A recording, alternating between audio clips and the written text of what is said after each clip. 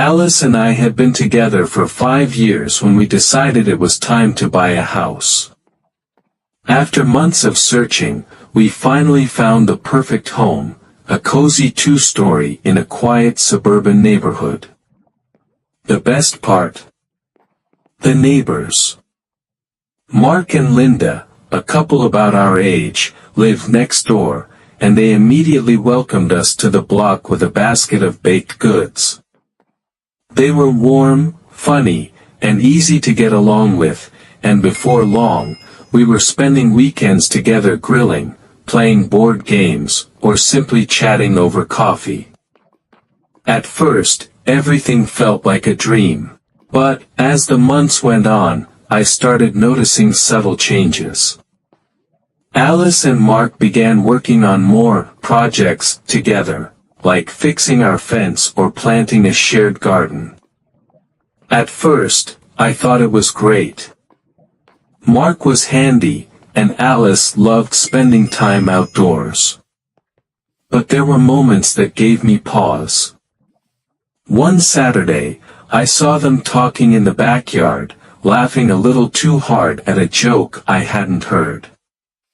Their heads were close together, and when they noticed me watching, they both stepped back, almost guiltily. "Hey!" Alice called out, her voice a bit too cheerful. "We're just planting the vegetable patch." I smiled and waved, brushing off the nagging feeling. But that nagging feeling grew.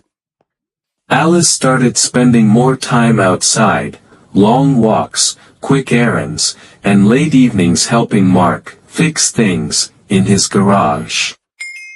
I chalked it up to her being neighborly. After all, Linda was always around, right? Then one evening, Linda invited me over for coffee. She looked uneasy, her hands trembling slightly as she poured the drinks. "I need to tell you something," she said, her voice barely above a whisper. "Mark and Alice. I think something's going on." My stomach dropped. I wanted to laugh it off, tell her she was mistaken, but the look in her eyes told me otherwise. She pulled out her phone and showed me a text thread she discovered between Mark and Alice. The messages were casual at first, jokes, shared photos of the garden, but they quickly turned flirtatious. One message from Mark read, "Can't wait to see you tonight. Let's make it our little secret." I felt like the ground had been pulled out from under me. Linda and I spent the next few hours piecing together what we knew, and by the end of the night, the evidence was undeniable. The confrontation with Alice was explosive. She denied it at first, calling Linda paranoid and accusing me of being insecure.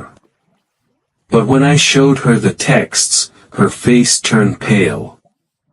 "It didn't mean anything," she said, tears streaming down her face. "It was just a stupid mistake." Mark and Linda's marriage didn't survive the fallout, and neither did ours.